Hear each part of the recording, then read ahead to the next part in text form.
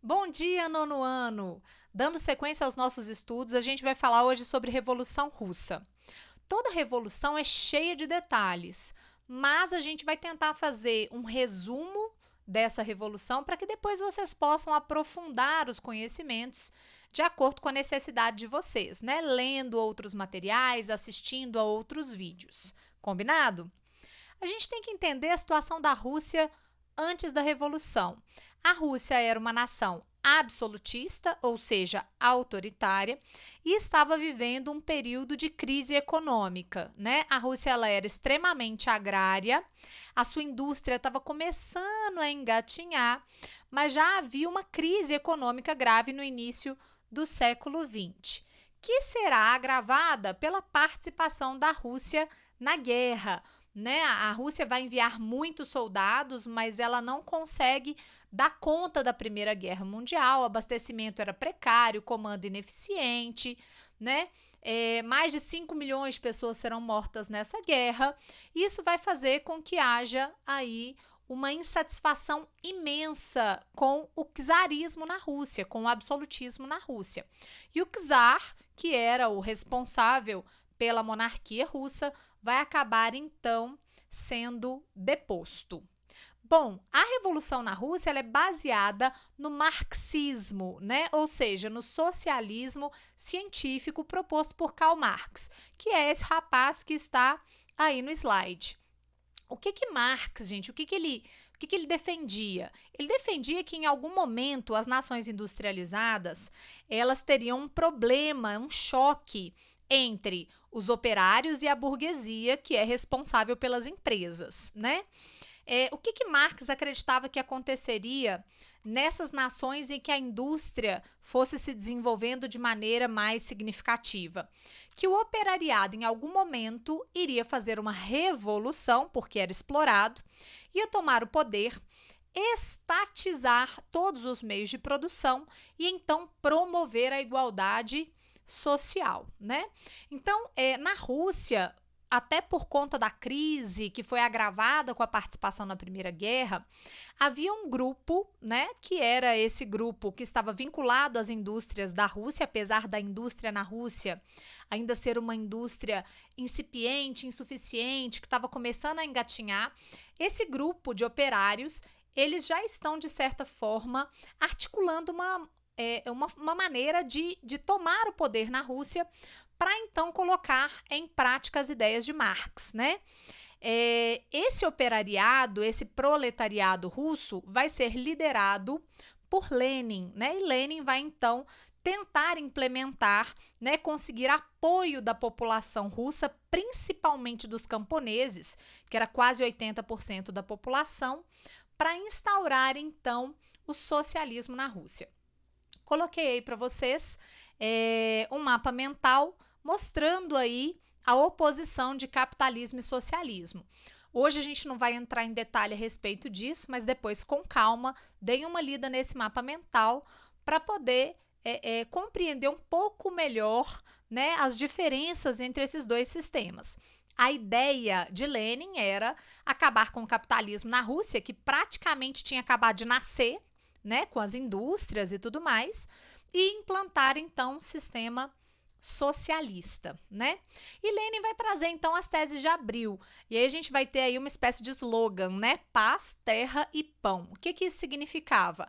A paz era tirar a Rússia da guerra. A terra era promover uma redistribuição das terras na Rússia. E o pão permitir à população que deixasse aquela crise econômica que estava matando as pessoas de fome, né? Então, permitir a essas pessoas que tivessem acesso às riquezas da Rússia. Então, a ideia de Lenin era promover a paz, redistribuir as terras e garantir que essa população tivesse acesso às riquezas da nação, né? Mas para conseguir isso, Lenin teve que tirar a Rússia da guerra, através de um tratado assinado com a Alemanha, chamado Tratado de Brest-Litovsk, e eu não sei se é assim que pronuncia, tá?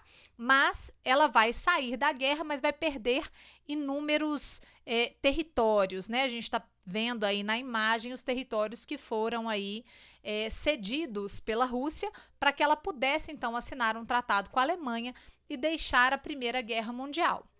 Assim que saíram da guerra, Lenin então vai promover a revolução. Essa imagem mostra o cenário da execução da família Romanov, né, do czar Nicolau II e de toda a sua família. Eles foram fuzilados. E essa imagem mostra a parede do sótão na casa de Ipatiev, onde os Romanov foram mortos. Bom, uma curiosidade, né? Coloquei aí para vocês uma imagem da mobilização do Dia Internacional da Mulher em São Petersburgo, na Rússia, lá em 1917, que é o ano de início da Revolução Russa. É um episódio que mostra o protagonismo feminino, né, que fez parte aí, né, desse movimento, dessa revolução, que colocou fim a 300 anos de monarquia na Rússia. As mulheres saíram às ruas de São Petersburgo para pedir por pão, melhores condições de vida e pela saída da Rússia da Primeira Guerra Mundial, né, como nós vimos que Lenin fez. Bom, e inicia-se então, dentro da Rússia, uma guerra civil, porque nem todo mundo concordava com Lenin, nem todo mundo concordava com a implantação do socialismo.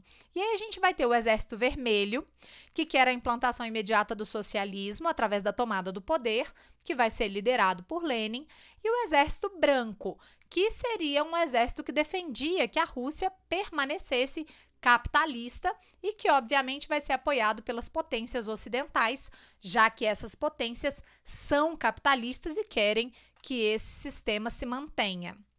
Bom, inicia-se então a Guerra Civil, vai ser uma guerra civil bastante sangrenta, temos aí algumas imagens dessa guerra e o Exército Vermelho vai vencer os conflitos, os confrontos.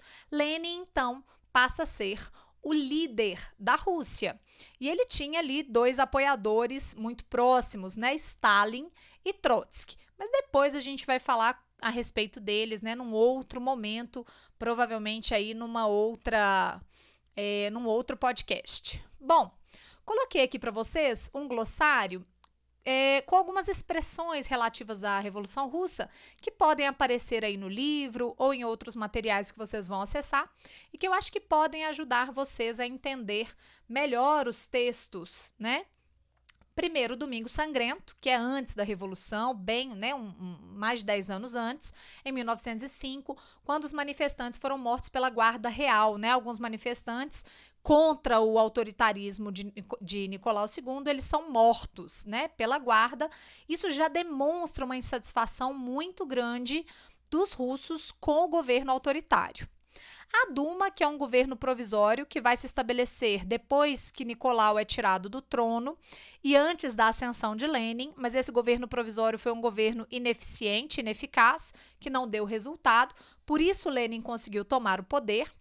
Os bolcheviques, que era um grupo que representava a maioria e defendia a implantação imediata do socialismo na Rússia.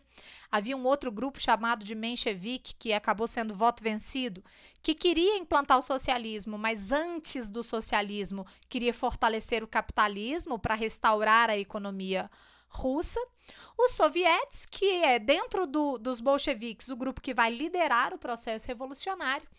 E a NEP, depois que Lenin assume o poder, né, depois da Guerra Civil, quando ele assume o controle da nação, ele vai fazer um recuo tático.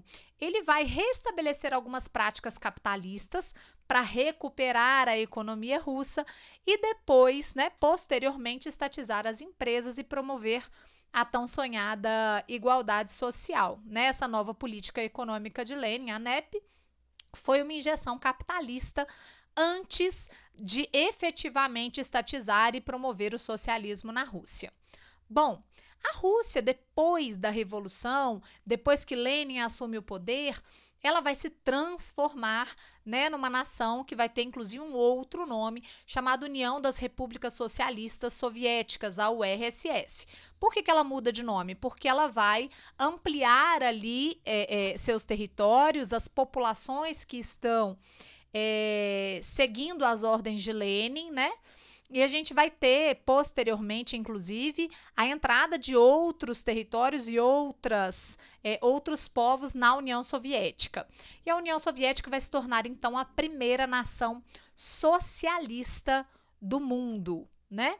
Só que Lenin vai morrer e Stalin vai assumir no lugar dele. Depois, com calma, a gente vai falar sobre esse personagem, né? Mas o que eu gostaria só de informar nesse podcast é que Stalin vai representar o auge do autoritarismo na União Soviética.